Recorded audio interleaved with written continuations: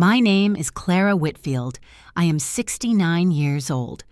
I was the co-founder and former CEO of Whitfield Components, a company I helped build from nothing more than a rented workshop and a handshake. In the morning, I was supposed to sign the company over to my son. I was already seated at the table. The pen lay neatly to the right of my hand. The papers were stacked in perfect order. All that remained was my signature. 32 years of work. 32 years of sacrifice. One stroke of ink away from becoming history. My daughter-in-law handed me a cup of coffee, pale blue porcelain, the same cup I had used every morning for 3 decades. She smiled, soft, calm, respectful. People often say you can tell a lot from a smile. I used to believe that. Just then, our housekeeper bumped into my elbow. It looked clumsy, almost careless. The coffee tilted. The dark liquid spilled across my skirt. As I bent down to wipe it away, she leaned close and whispered. Her voice was barely a breath. "Do not drink it. Please, just trust me." I did not ask why. I did not react. I did not look up. I simply switched my cup with my daughter-in-law's, slowly, casually, as if it were nothing more than a distracted habit of an aging woman. 7 minutes later, she could no longer sit upright. Her smile faded first. Then her hands began to tremble. Her eyes searched the room, unfocused and confused. My son stood up too fast. His chair scraped against the floor. He kept asking if she was all right, but his voice did not match the concern on his face. I stayed seated. I watched everything. At that moment, I understood something with terrifying clarity. I had not been invited to this meeting to be honored. I had been invited to be erased. If you are listening to this story, I ask you to stay until the end. And if you feel comfortable, leave the name of the city you are watching from. I want to know how far the story of a 69-year-old woman who was quietly considered outdated has traveled. Before I continue, let me say this. If stories about emotional family betrayal, silent justice, and women reclaiming their worth matter to you, please take a second to like this video, subscribe to the channel, and turn on notifications. Your support helps these stories reach the people who need them most. Now, let me take you back. Back to how I became invisible inside the very company I helped build. For most of my life, I worked quietly. I was never the face in the articles, never the voice at the podium. That role belonged to my late husband and later to my son. I handled contracts while rocking a feverish child with my foot. I negotiated loans while packing school lunches. When my husband passed away, people assumed the company would collapse. It did not. I held it together. I held my family together too. That was my mistake. When you spend decades being reliable, people stop seeing you as powerful. They begin to see you as permanent, and eventually, as replaceable. My son Evan learned the language of affection early. He knew when to call, when to praise me in public, when to say he could not manage without me. My daughter-in-law Lillian learned something else. She learned how to manage perceptions. She insisted on preparing my coffee every morning. She scheduled my meetings for me, saying she wanted to lighten my load.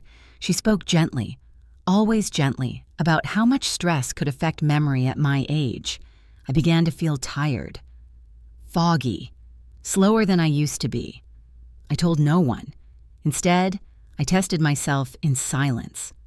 I booked meetings back to back, reviewed financial statements late into the night, listened more than I spoke. I was not losing my mind. I was being guided toward doubt. The morning of the signing, everything looked perfect, too perfect. And if Maria had not spilled that coffee, I would not be telling you this story. 7 minutes changed everything. Not because someone collapsed, but because someone finally underestimated the wrong woman. And that was only the beginning. Before anyone called me fragile or outdated or someone who needed guidance, I was the one holding everything together. When my husband and I started Whitfield Components, we had no office. We worked from a rented space behind a closed factory, with secondhand desks and a phone that rang only when creditors called. He was brilliant with people. He knew how to sell a vision. I was the one who made that vision survive the night. I handled contracts while he handled conversations. I read the fine print while he shook hands. When journalists came, they asked for him. When investors toured the floor, they followed his voice. I stood just behind the door, listening, correcting numbers quietly when needed. I did not mind. At the time, I believed that being unseen was the same as being secure. I was wrong, but not then. Those early years were relentless. Our son Evan was still small, often sick. I remember sitting at the kitchen table late at night, papers spread out in front of me, my right hand signing agreements while my left hand held my son's fingers, warm and damp with fever. I never thought of it as a sacrifice. It was simply what needed to be done. When the company finally stabilized, my husband's name appeared in business magazines. Mine did not. People assumed that meant I was less important. He never corrected them, not out of malice, but because the world already understood that arrangement. And I let it stand. Then my husband died. There was no dramatic farewell, no time to prepare. One morning he went to work, and by evening I was signing hospital papers instead of contracts. The company lost its face that day, but it did not lose its spine. That part remained with me. Grief does not wait for balance sheets. Evan was in college. Employees were frightened. Suppliers wanted reassurance. Banks wanted numbers. I learned quickly that mourning had to be scheduled around board meetings, so I stepped forward, quietly. I did not rebrand. I did not announce myself as CEO with speeches or headlines. I simply showed up every day and made sure nothing collapsed. I negotiated refinancing while cooking dinner. I reassured senior engineers who had known my husband longer than they had known me. Some looked surprised when I spoke with authority. Others were relieved. A few tested me. None succeeded. The company survived. It grew. We expanded overseas. People began to say my leadership style was steady, conservative, safe. They meant it as praise. I heard it as something else. Stability is rarely celebrated when it comes from a woman. It is expected. And when it lasts long enough, it becomes invisible. At home, I became both parents. Evan never lacked anything material. I attended meetings by day and school events by night. I listened when he complained about pressure, about expectations, about how heavy it felt to be a Whitfield. I told him he did not need to carry it yet, that there was time. Years passed. He grew confident. The company became his inheritance in everyone's eyes, long before any papers were signed. People began to speak to him instead of me. Even when I was in the room, I noticed. I said nothing. There is an unspoken truth that comes with being dependable for too long. Once people are used to you holding the weight, they stop checking whether you are still strong. They only notice when they think you are not. I allowed that belief to settle around me. I answered fewer emails. I let Evan lead meetings while I observed. I told myself this was mentorship, preparation, a mother stepping back at the right time. But there is a difference between stepping back and being pushed aside. When a woman has spent her life being the foundation, people forget she can move. They forget she can decide when the structure above her no longer deserves support. They assume age has softened her judgment, not sharpened it. That was the miscalculation. Because while others thought I was fading, I was still watching, still remembering, still connecting patterns. I had not lost my edge. I had simply learned the cost of showing it too openly. And that is how I arrived at the morning of the signing. Calm, prepared, appearing ready to hand everything over. Appearances, after all, had always worked in my favor. After my husband passed, Evan became attentive in ways that felt rehearsed. He called more often. He asked how I slept. He reminded me to rest, to eat, to slow down. On the surface, it looked like devotion. To others, it looked admirable. To a mother, it looked like concern. I accepted it without question. Lillian's care arrived more quietly.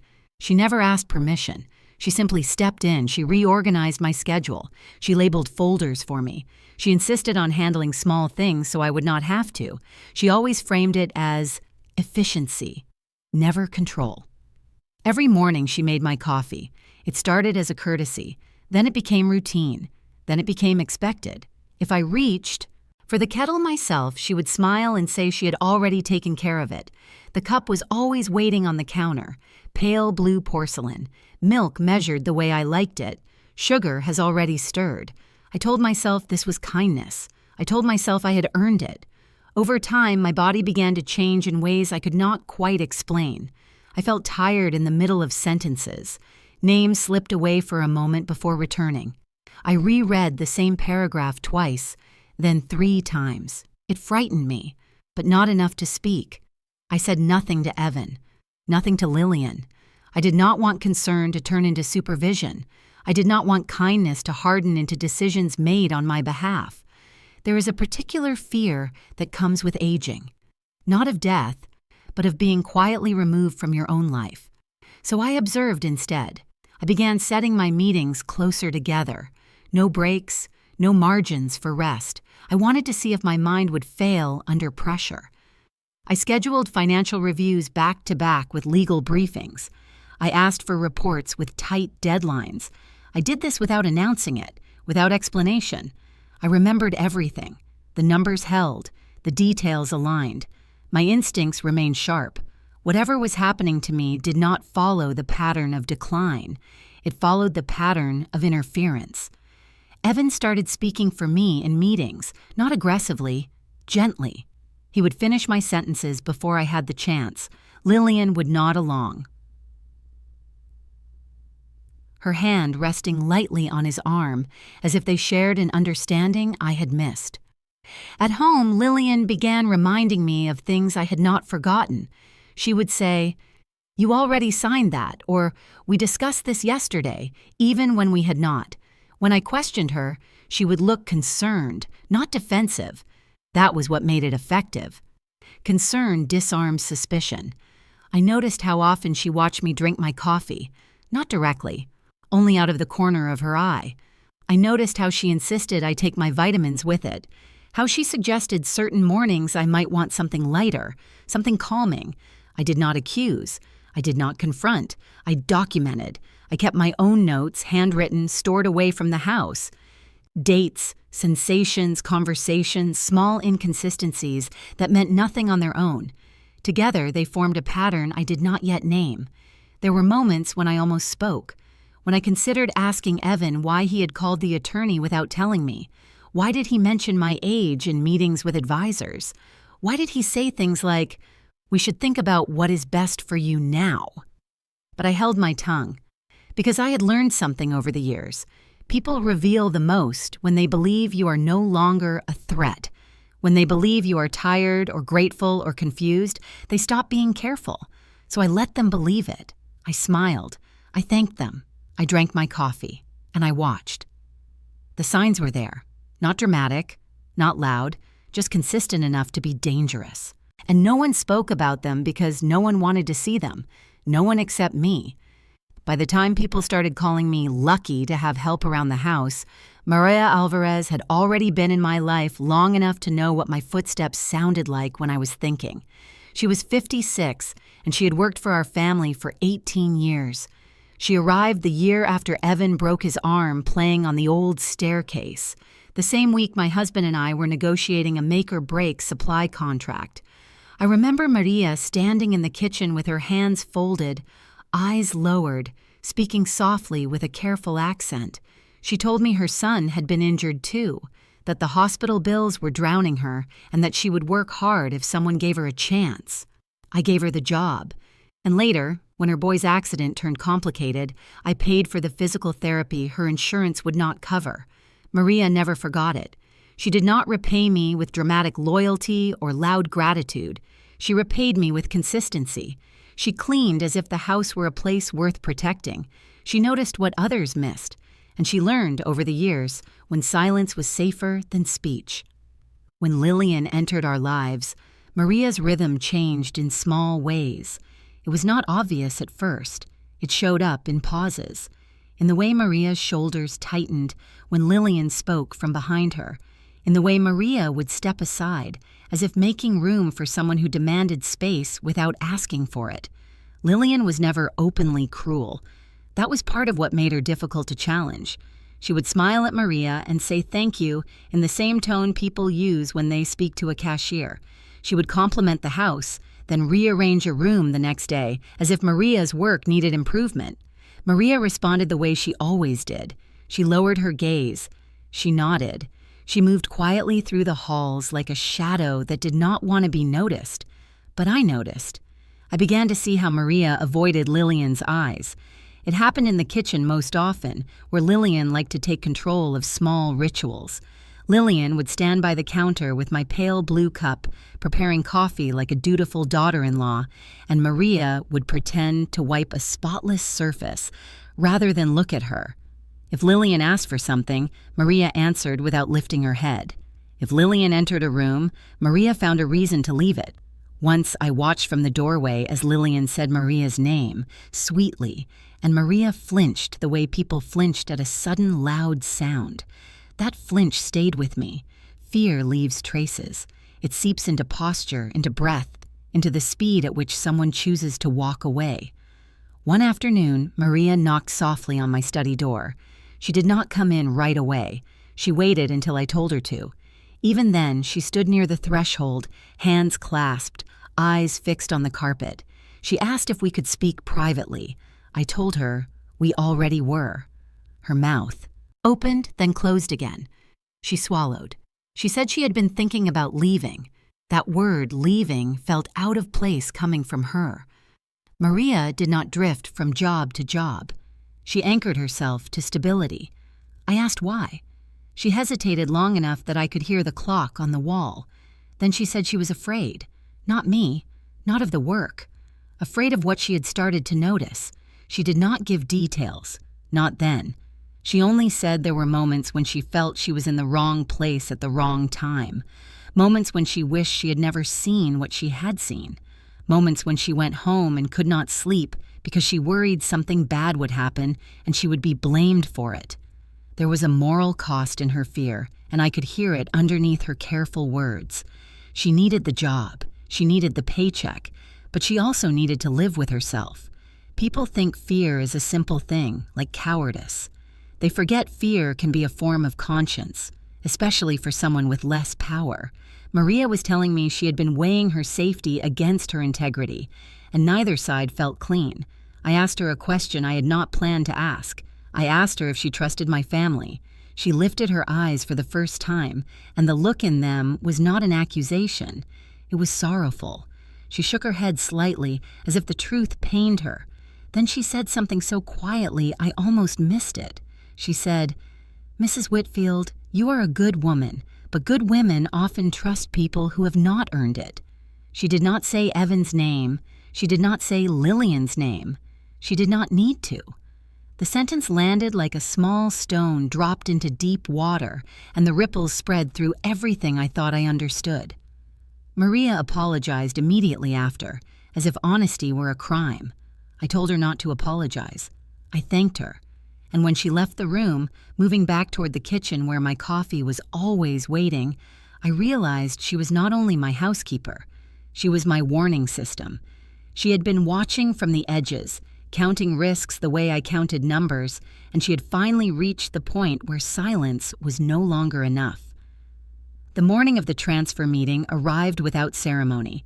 No speeches, no flowers, just a long table, a stack of documents, and the quiet assumption that everything had already been decided.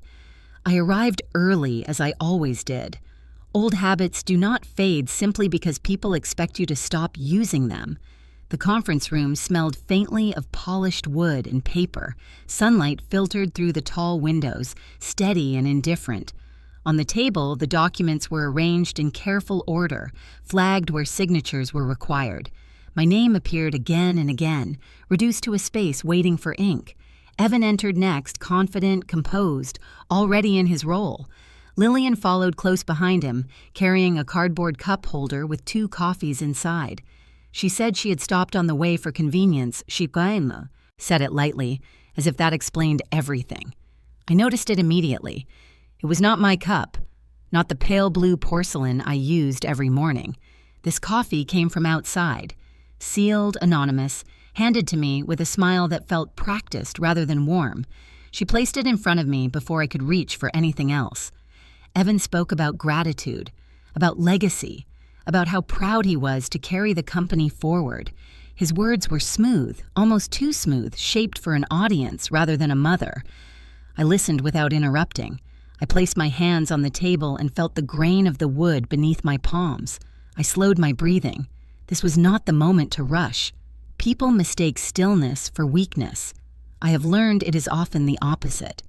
The lawyer cleared his throat and began reviewing the documents page by page, his voice neutral, precise. Transfer of authority, transfer of shares, adjustments to signing rights. Each clause was familiar.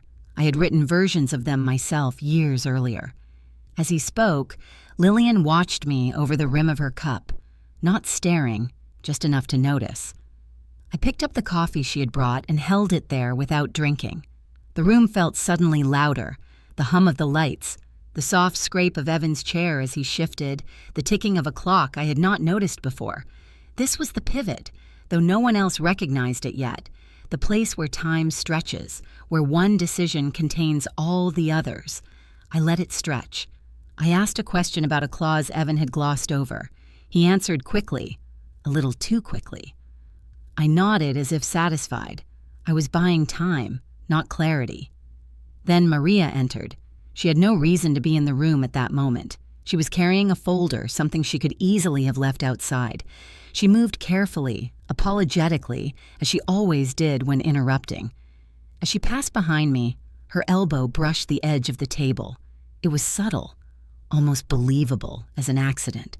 The coffee tipped. Liquid spilled across my skirt, dark against light fabric. Evan jumped up. Lillian gasped, her concern arriving half a second too late. Maria dropped to her knees at once, reaching for napkins, her hands trembling just enough to seem genuine. As she leaned in close to blot the spill, her mouth came near my ear. Her voice was barely audible, shaped by urgency and fear. "Do not drink it. Please. Just trust me." The words landed without echo. No drama. No explanation. Just a request. I did not look at her. I did not look at Lillian. I did not ask a single question. I straightened slowly, as if irritated by the inconvenience, and reached for the other cup on the table. Lillian's cup. I switched them with the same casual precision I used when rearranging papers. The movement was small enough to escape notice. Years of being underestimated teach you how to move without being seen. Maria apologized again and again. Lillian waved it off, insisting it was nothing, insisting she would get me another coffee. I told her it was fine. I said I did not want to delay the meeting any further. I took a sip. Not from the cup meant for me, from the one she had prepared for herself. We continued. The lawyer resumed reading. Evan sat back down, tension settling into his shoulders. Lillian watched me drink, her smile fixed, her fingers tightening around the edge of the table. I said nothing. I signed nothing. I simply listened. The silence grew heavier with each passing minute. It pressed against the room, against their assumptions, against the certainty they had brought with them. By the time the 7th minute passed, I had already made my decision, and I kept it to myself. The 7th minute did not announce itself. There was no dramatic sound, no sudden collapse. It arrived quietly, the way truth often does.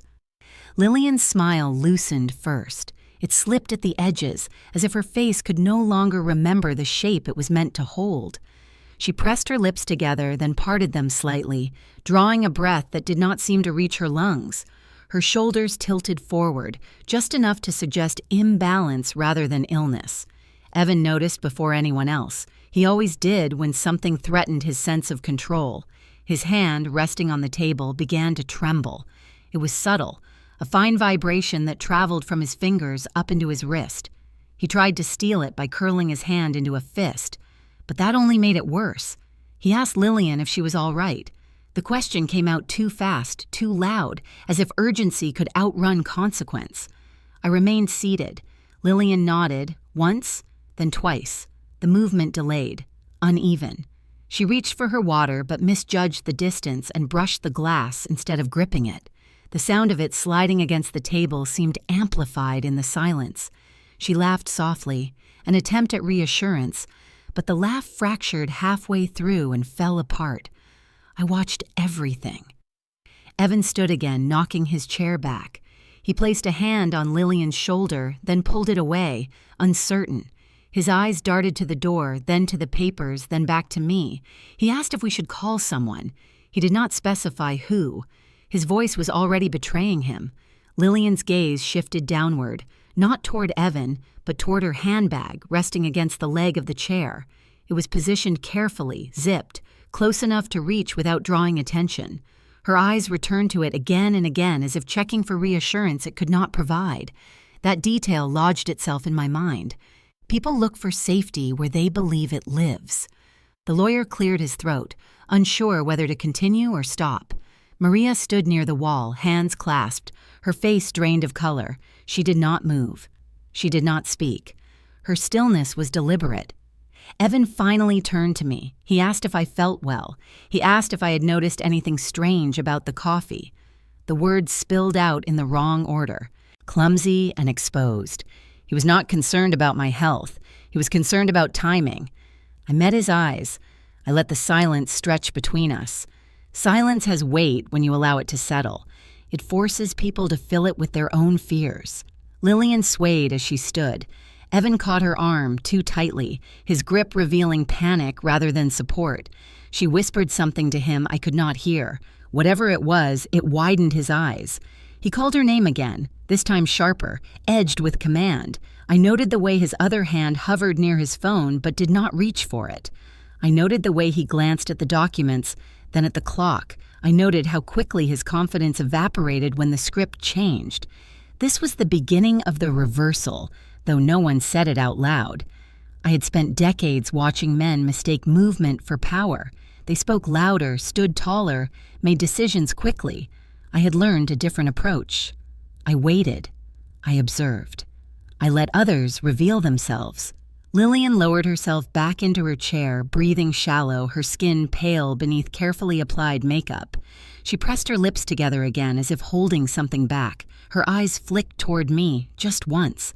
In that look, there was calculation, confusion, and something close to fear. I did not offer comfort. I did not accuse. I did not stand. I folded my hands on the table and felt how steady they were. Not a tremor. Not a doubt. Evan asked the lawyer to pause. He suggested we reschedule. He spoke as if that were still his decision to make. The lawyer looked to me instead. That small shift did not go unnoticed. I nodded once, slowly, not in agreement, in acknowledgement. Lillian closed her eyes. Her breathing grew uneven. Evan called for water again, then asked Maria for help. Maria moved only when I nodded to her. That, too, was noticed. No one drank any more coffee. The room had changed. The balance of it had shifted, though no document reflected that yet. What had been assumed was now uncertain. What had been planned was now exposed. I said nothing. In those 7 minutes, I learned everything I needed to know. Not from what was said, but from what could not be hidden when control slipped away. Fear sharpens truth. Panic reveals intention. I let them speak around me. I let them worry. I let them adjust to the reality that the quiet woman at the table was not confused, not fragile, and not finished. The power did not change hands with a signature that morning. It changed hands in silence. The hospital smelled like disinfectant and impatience. Bright lights, pale walls, the kind of place where time stretches but answers arrive slowly. Lillian was taken in first. Nurses moved with practiced efficiency, asking questions she could not answer clearly. Evan stayed close to her side, his voice sharp with urgency, his hands restless, as if he needed something to do before consequences caught up with him. I was placed in a chair near the wall. No one rushed toward me. No one asked how I felt. That, too, was information. A doctor came eventually, a woman with calm eyes and a voice trained to soften difficult truths. She asked what I had consumed that morning. Coffee, I said. She nodded, already knowing. She told me they had found a substance in Lillian's system that should not have been there. Not lethal, not immediately, but enough to cause dizziness, confusion, and loss of coordination. Enough to make someone appear unwell. Enough to raise questions. She chose her words carefully. Doctors always do when facts threaten to become accusations. I asked if the substance could have been ingested unknowingly. She said yes. I asked if it could have been added to a drink. She paused before answering. Then she said it was possible. Evan interrupted before she could say more. He asked if there would be a report. He asked who would have access to the findings. He asked how quickly Lillian would recover. His questions were not about health. They were about exposure. The doctor answered what she could. She said Lillian would be fine. She said further testing might be needed. She said it was important to understand how the substance entered her body. Her eyes flicked briefly toward me, then back to Evan, as if weighing who in the room was listening most closely. After she left, Evan stepped away to make a call. He did not lower his voice as much as he thought he did. I heard the word attorney. I heard urgency sharpen his tone. I heard him say this needs to be handled carefully. I remained silent. People often assume silence means shock, or weakness, or confusion. They fill it with their own projections. What they do not consider is restraint. Silence can be a choice. I watched Evan pace the corridor, his phone pressed to his ear, his free hand raking through his hair. He did not look back at me once. Lillian lay still behind a curtain, monitoring tracing her return to stability. Nurses moved in and out, indifferent to the drama unfolding beneath their routine. A second doctor approached me later, this one older, more direct. He confirmed what the first had said. There was something in the coffee that did not belong there. Not medication prescribed to either of us. Not something accidental, something introduced. He asked if I wanted to file a report. I looked at him and said I needed time. That answer surprised him. It surprised Evan even more when he overheard it. He stopped pacing. He stared at me as if trying to decipher whether I understood the gravity of the situation. He opened his mouth to speak, then closed it again. He nodded slowly, as if relieved. He mistook my silence for hesitation. That was his mistake, because the truth was already forming inside me, solid and sharp. I simply was not ready to release it, not until it was complete. There is a moment in every conflict when the loudest reaction feels justified. Anger, accusation, demand. I had learned over decades of negotiation and loss that those moments are rarely the ones that determine outcomes. Clarity requires patience. Justice requires proof. So I choose silence. I sat there, hands folded, breathing evenly, while questions hovered unanswered. Who prepared the coffee? When? Why? For whom? Each question pointed in a direction that made Evan increasingly uneasy. He tried to steer the conversation elsewhere. He suggested stress, misunderstanding, coincidence. No one contradicted him out loud. I let the doctors speak. I let the records be written. I let the hallway absorb the tension he could no longer contain. Silence gave him room to reveal himself, to rush, to overcorrect, to call in help before it was needed. And as I watched him unravel, piece by piece, I repeated a sentence to myself, a sentence that had guided me through boardrooms and funerals alike. Silence is not because I do not know. Silence is because I need to be certain. That certainty was coming. I could feel it. And when it arrived, it would not require raised voices or dramatic gestures. It would require only timing. So I waited. We left the hospital late, after Lillian's color returned and the doctors stopped using careful words. Evan insisted on taking her home. He insisted on handling everything. He spoke as if control could still be restored by sheer force of will. I let him believe it. I said I was tired. I said I wanted quiet. That part was true, but not in the way he assumed. Maria did not go home. She waited. When I finally returned to my house, I found her in the kitchen, standing near the sink with the overhead light off. Only the small lamp by the window was on, casting a soft circle across the counter. She looked as if she had been holding her breath for hours. When she saw me, her shoulders dropped slightly, like a person reaching land after a long swim. She said my name once, then stopped. Her voice shook. I did not ask questions. I poured water into a glass with slow hands the way I always did when I needed my mind to stay steady. I sat at the table where I had once signed contracts with one hand and held a feverish child's fingers with the other. I nodded for her to sit. Maria sat, but only on the edge of the chair. She kept glancing toward the hallway as if expecting someone to appear. She whispered that we could not speak loudly. She said the walls carried sound. I believed her. Then she reached into the pocket of her apron and pulled out a small notebook. It was worn, the cover softened by use, the corners bent. She placed it on the table as if it weighed more than paper. Her hands hovered over it for a second before she opened it. Inside were dates, times, short notes written in careful, cramped handwriting, small details that would seem meaningless to anyone else. A cup moved from one counter to another. A jar opened and closed. A bottle tucked into a handbag, then returned to a drawer. A line that read, "Mrs. Whitfield tired again." Another? That read, "Forgot meeting time, but remembered later." She slid the notebook toward me, then reached for her phone. I expected a message, a call log, something ordinary. Instead, she opened a folder of photographs. They were not artistic. They were not dramatic. They were the kind of photos someone takes when they are trying to prove they are not imagining things. A kitchen counter, a coffee tin, a small glass dropper bottle placed beside a bowl of fruit, a close-up of my pale blue porcelain cup drying on a dish rack, then the image that made my throat tighten, Lillian in my kitchen, early morning light behind her. Her face turned slightly, focused. Her hand held a dropper over my coffee. 1, 2, 3 small drops darkened the surface before she stirred. My heart did not race. It slowed. Maria whispered that she had seen it more than once. She said she told herself there had to be an explanation. Vitamins, maybe. Something harmless. Something for my benefit. But then she noticed how I changed. How I rubbed my temples more often. How I forgot small things, then looked ashamed. How Evan started speaking for me too confidently, too quickly. Maria said she began writing everything down because she was afraid she would forget what she saw. Or worse, that someone would make her doubt it. She told me she tried to confront Lillian once, gently, indirectly. She asked what the drops were.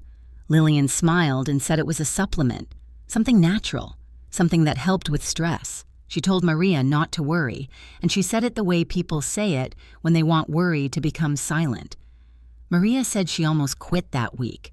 She had stood in her room with her suitcase open, folding clothes, telling herself she could not be part of something wrong. But then she thought of me, alone after my husband died, still showing up for everyone. She thought of the way I had paid for her son's therapy without asking for repayment.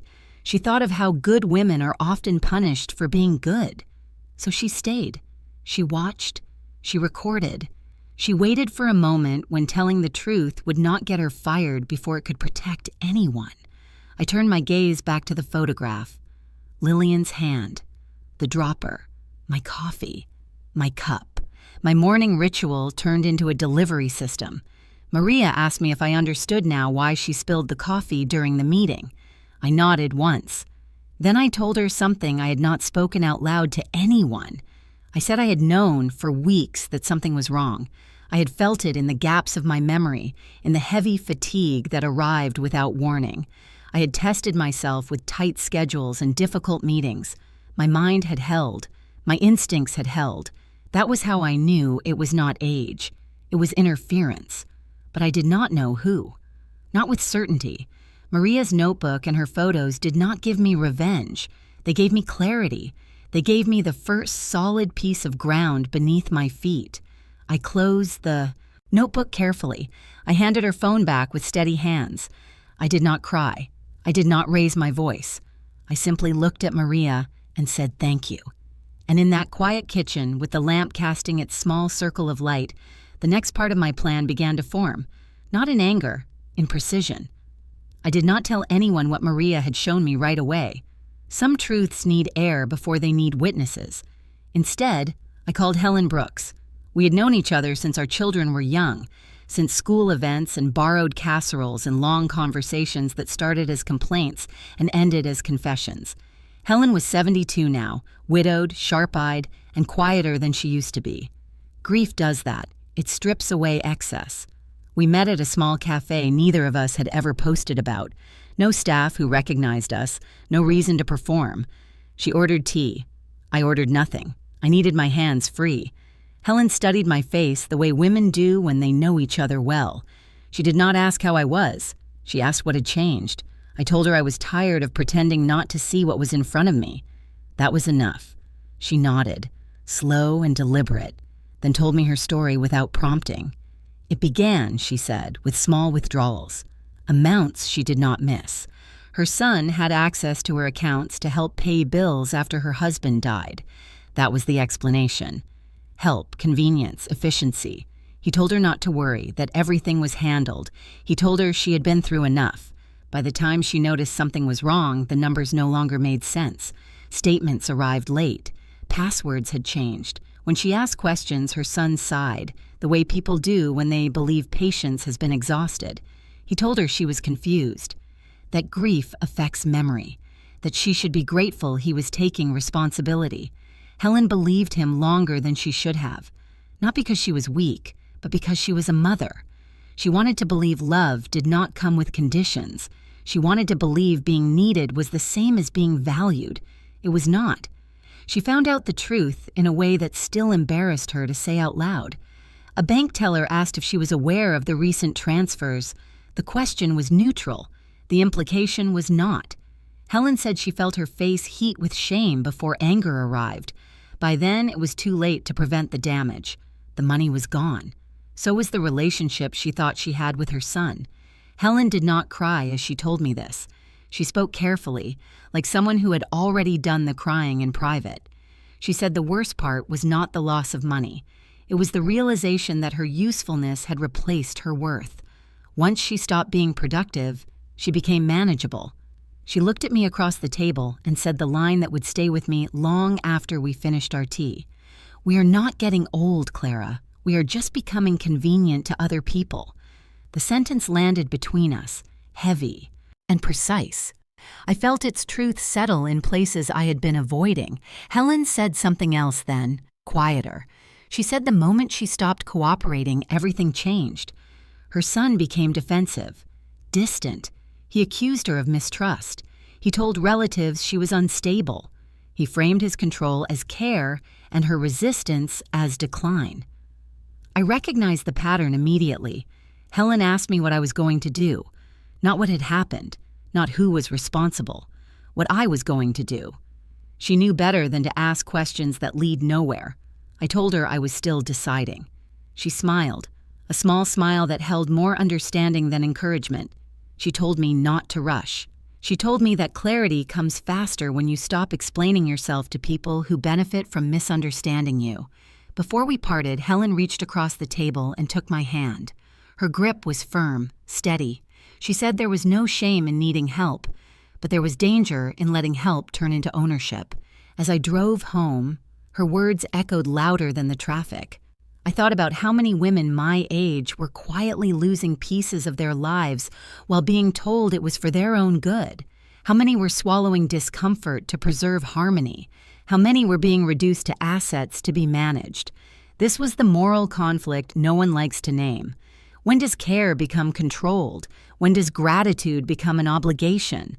When does family loyalty become a blindfold? Helen's story did not give me answers. It gave me perspective. It reminded me that what was happening to me was not rare or dramatic. It was ordinary, and that was what made it dangerous. By the time I reached my driveway, I understood something clearly. Silence has protected me until now, but silence alone would not be enough forever. The next step would require structure, law, boundaries, and it would require that I stop being convenient. The next morning, I did not call Evan. I did not confront Lillian. I did not demand explanations that would only teach them where to hide. I called David Klein. David had been our family attorney for decades, the kind of man who spoke slowly because he believed words should carry weight. He was 60 now, silver at the temples with a steady gaze that made people tell the truth even when they did not intend to. When my husband was alive, David had handled contracts, trusts, and the quiet legal scaffolding that kept our company upright. After my husband died, he was one of the few people who treated me like I was still the same person. We met in his office downtown, not the one near the company where Evan might notice my car. David's assistant led me into a conference room with a round table and a pitcher of water. No coffee. I appreciated that more than I said. David entered and greeted me with a simple, respectful nod. He did not ask how I was feeling. He asked what I needed protected. That is the difference between sympathy and competence. I told him I wanted to review every document that affected my authority: signing rights, share transfers, bank access, medical power of attorney, anything that could be used to move decisions away from me while pretending it was for my benefit. David listened without interrupting. When I mentioned the substance found in Lillian's system, his jaw tightened slightly. When I mentioned the photographs Maria had taken, he did not react with shock. He reacted with focus. He asked if I wanted to press charges immediately. I said no, not yet. David did not argue. He asked what my goal was. I told him I wanted safety. I wanted control returned to its proper place. I wanted the company protected from anyone willing to poison trust to obtain leverage. I told him I was not interested in a dramatic spectacle. I was interested in preventing harm and in making sure there was no legal path left for them to claim confusion on my part. David nodded again. Then he began laying out options the way he always had. Clean and orderly. First, he said, we reverse the signature structure. Any authorization that allowed Evan to sign in my name would be suspended. Temporary at first, then permanent if necessary. Second, he said, we place protective holds on key accounts, not to punish but to prevent sudden transfers, corporate accounts, personal accounts tied to my name, anything that could be moved quickly if they sensed a threat. Third, he said, we created a new legal framework for decision-making that required my direct confirmation in person with witnesses. I watched David's pen move across the paper as he wrote. There was something comforting in the precision. When the world becomes emotionally unstable, structure is a form of peace. He asked me to sign new directives. I did, calmly, without haste. He asked me to provide a short statement confirming I was acting with sound mind and without coercion. I did that too. David arranged for an independent notary. He arranged for a brief cognitive screening that would hold weight if anyone challenged my capacity later. It felt humiliating on principle, but I understood the necessity. If someone wants to claim you are diminished, you make sure the record says otherwise. Throughout it all, David repeated the same idea in different words. This is not revenge, Clara. This is risk management. He was right. We drafted instructions to freeze any transfer of controlling shares without my direct authorization. We updated my corporate bylaws to require dual verification for major transactions. We separated my personal assets from any access Evan might claim under the guise of assistance. David also advised me to quietly notify the bank that any unusual activity should trigger an immediate call to him, not to my family. Then he looked at me and said the sentence that mattered most. Do not tell them, not because you are afraid, but because you are building a record. Quietly, legally, permanently. I agreed. When I left David's office, nothing looked different on the outside. The streets were the same. The sky was the same. My phone was still silent, but the ground beneath my life had shifted back into place. The power reversal was no longer a possibility. It was a structure. Evan could still smile. Lillian could still perform concern. They could still speak about legacy and family, but behind the scenes, the levers they thought they had already reached were no longer within their grasp. And for the first time in weeks, I felt something I had not felt in a long time. Not anger, certainty. I did not confront Evan in the kitchen. I did not do it in the office. I did not do it in front of Lillian, where he could hide behind performance and she could hide behind innocence. I waited until the house was quiet and the timing was mine. That evening, I asked Evan to come to my study. He arrived with the careful posture of a man walking into a room where he expects to be forgiven. He brought a softness to his face that used to work on me when he was younger. He asked if I was feeling better. He said he had been worried. He said the hospital had been frightening, as if fear itself were proof of love. I invited him to sit. He did not at first. He hovered near the door, glancing once toward the hallway, listening for movement. When he realized we were alone, he sat down slowly, keeping his hands visible on his knees. I noticed the tremor again. Not as strong as before, but present. His body knew something his voice would not admit. I spoke calmly. I told him I wanted to talk about the transfer. I told him we would not be signing anything soon. I did not say why. I did not mention Maria. I did not mention the photos.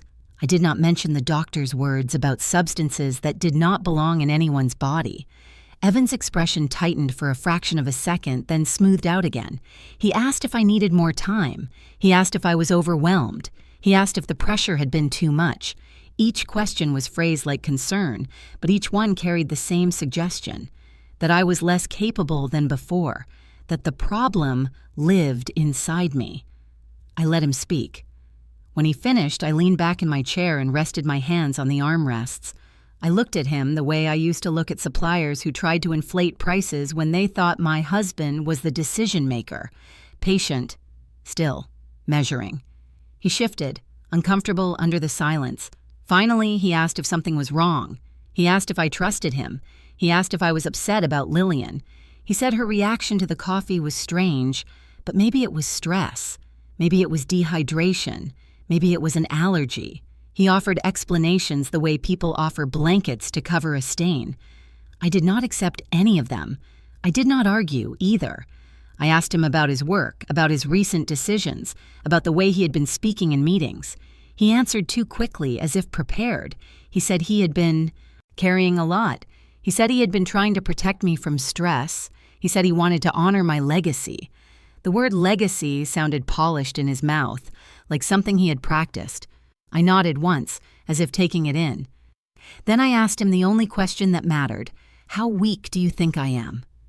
The words were simple, unadorned, not shouted, not emotional, just a question placed on the table between us like a document he could not rewrite. Evan blinked. His mouth opened slightly, then closed. His eyes searched my face, looking for anger, for tears, for anything familiar he could manage. He found none. He tried to laugh softly, as if the question was exaggerated. He said I was not weak. He said I was strong, always strong. He said he admired me. I did not respond. Silence does something to people when they are used to being believed. It forces them to confront what they have been trying not to name. Evan's hands tightened on his knees. His jaw worked as if he were chewing on words he could not swallow. He asked why I would say that. He asked if someone had put ideas in my head. He said Maria had always been dramatic. He said Helen had been bitter since her husband died. He threw names into the air like smoke, trying to obscure the shape of the truth. I watched him do it. I did not correct him. I did not accuse him of anything, not yet. I said I wanted him to answer the question, honestly. Not as my son, as a man who had been preparing to take control of what I built. How weak do you think I am? Evan swallowed. His eyes dropped to the floor. At that moment, his performance slipped. I saw what was underneath. Not hatred, not even cruelty. Something more disappointing. Entitlement. He believed the transfer was inevitable. He believed my age made it reasonable. He believed my silence meant consent. He believed my love would protect him from consequences. He looked back up, and for the first time that night, he did not speak immediately. He hesitated. He measured his words the way people do when they know the wrong sentence could change everything. I waited. The room held its breath with me, and in that quiet, I felt the true climax of the conversation, not in raised voices or broken objects, but in the unbearable space between a mother and a son, where love was still present and trust was already gone. I did not leave my study that night with a confession. Evan did not collapse into tears. He did not apologize. He gave me a careful answer shaped to protect himself, and then he left with the kind of politeness people use when they are already planning their next move. I stayed seated long after the door closed, listening to the house settle around me. The next steps did not come from emotion. They came from procedure. David moved quickly once I gave him permission. He contacted the bank fraud unit and arranged for an internal review of account access. He also advised me to request a formal investigation regarding the attempted impairment, not as a family scandal, but as a safety matter with documentation. The phrase mattered. Safety. documentation, a record that could not be smoothed over by family narratives. Within days, Evan and Lillian were questioned, quietly at first, then more directly. Corporate compliance teams asked about authorization trails and unusual access. Medical professionals were asked to confirm what had been found in Lillian's system and how it could have entered a drink. Maria's notes and photographs did not become public gossip. They became evidence, handled carefully, with chain of custody and dates. Evan tried to call me more often during that period. His tone was gentle, almost pleading. He asked if we could talk. He asked if we could handle this privately. He suggested it was all a misunderstanding that had grown too large. I did not argue. I was not reassured. I let his messages go unanswered, not as punishment, but as discipline. Every time I felt the pull to explain, I remembered Helen's warning. When you keep explaining, you teach them how to counter you. When the court date arrived, David told me my presence would be expected, at least on the first day. He said it would show resolve. He said it would make a statement. I told him no. I said I would not go. He paused, surprised, then asked if I was afraid. I told him the truth. I was not afraid of the room. I was protecting myself from the story they wanted to force me into. A grieving mother, an aging woman, a spectacle of betrayal. I refused to give them that stage. David understood. He arranged what could be arranged. He went on my behalf and ensured the record reflected that I'd cooperated fully. The first day, I stayed home. I sat at my kitchen table with a glass of water and a clean notepad. I listened to the quiet hum of the refrigerator, the ordinary sound of a life still functioning. I watched sunlight shift across the floor. I thought about all the times I had sat in this same space and solved impossible problems while everyone else slept. That day, the problem was not a contract. It was grief, and it did not have a neat signature line. Later, when David called with updates, I listened without interrupting. Evan's attorney argued. Lillian's attorney argued. The language was controlled, technical, designed to narrow responsibility and widen doubt. When David finished, he asked what I wanted to do next. I surprised myself with how quickly the answer came. I told him I wanted to sell the house. He asked if I was sure. That house was filled with decades, holiday dinners, Evan's childhood footsteps. The last morning my husband kissed my cheek before leaving for work. It was also filled with the newer memory of Lillian stirring my coffee and watching me drink. A home can hold love and harm at the same time. I could not keep living in a place that had become a stage for manipulation. So I sold it, not in anger, in clarity. I walked through each room before the realtor arrived and touched the door frames the way a person touches a photograph they cannot take with them. Maria helped me pack quietly. She never asked if I was doing the right thing. She simply folded and wrapped and labeled, as if respect means not forcing someone to justify their survival. Evan showed up once, unannounced, standing on the porch with that familiar look of hurt designed to pull me back into the old pattern. He asked if I was really leaving. I told him I was not leaving him. I was leaving the illusion that love is always safe. He stared at me as if the sentence was unfamiliar. I felt the loss then, sharp and clean, because it was not only a house I was releasing. It was the version of motherhood that believes sacrifice guarantees loyalty. That version had cost me too much. When the moving truck pulled away, I did not cry. I stood in the driveway, hands folded, and let the air fill my lungs. Some things have to leave so that what remains is me. I said it to myself like a vow. Then I turned toward whatever came next. Not as a woman escaping, but as a woman choosing.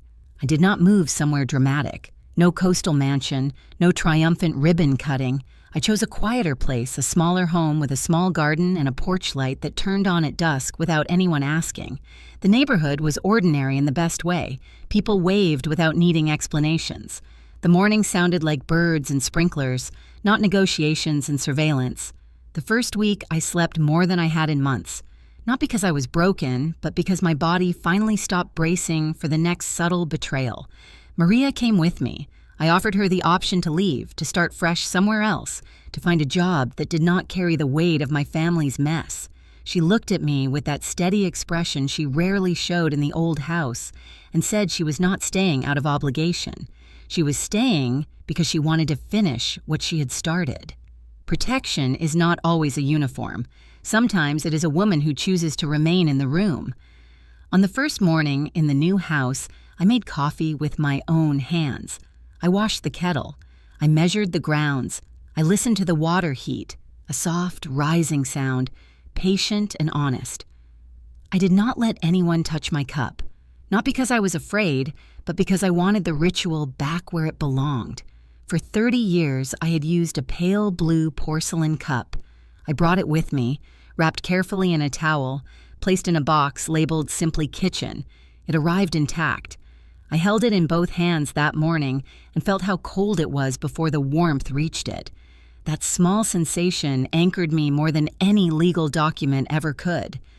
Maria sat across from me at the table and said nothing. She did not ask about Evan. She did not ask about the investigation.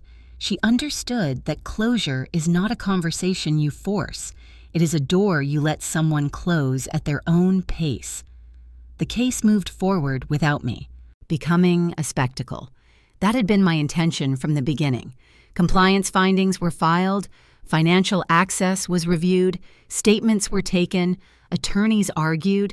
The system did what systems do, slowly, imperfectly, but with enough structure to keep the truth from being erased. People asked if I felt relieved. Relief was not the right word. I felt awake. There is a particular kind of grief that comes when you realize your love was used as a tool. It is not only sadness, it is disorientation. You look back at your own choices and wonder which moments were real and which moments were managed.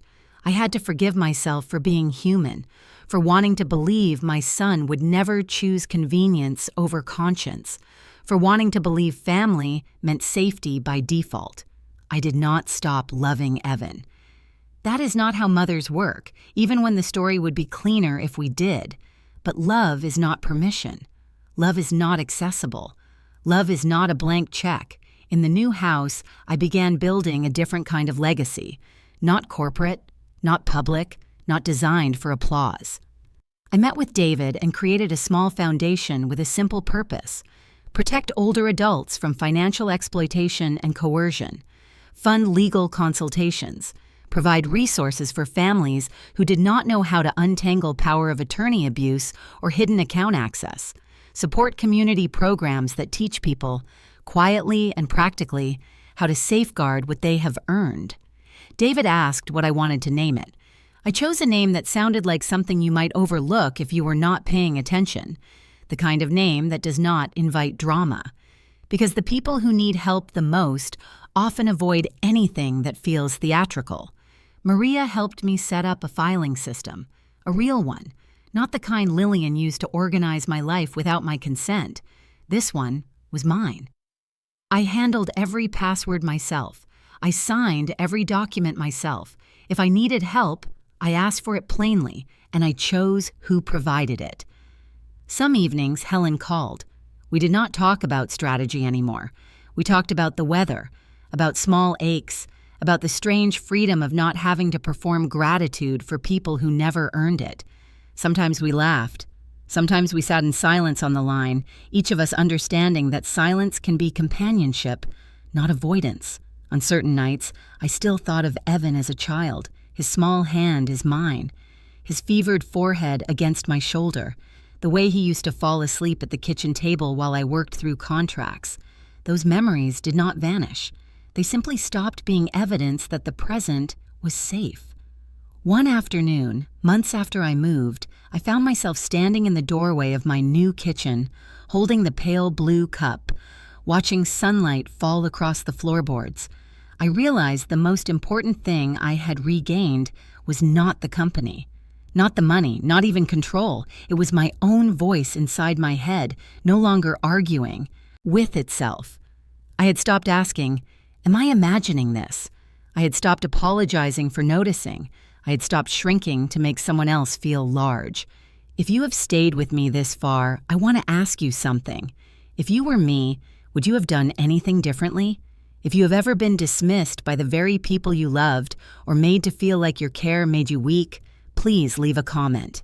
Tell me where you are watching from and tell me what you would have protected sooner. Your words might be the thing that helps someone else recognize their own warning signs. I did not lose my son that day. I only lost the illusion that family always means safety.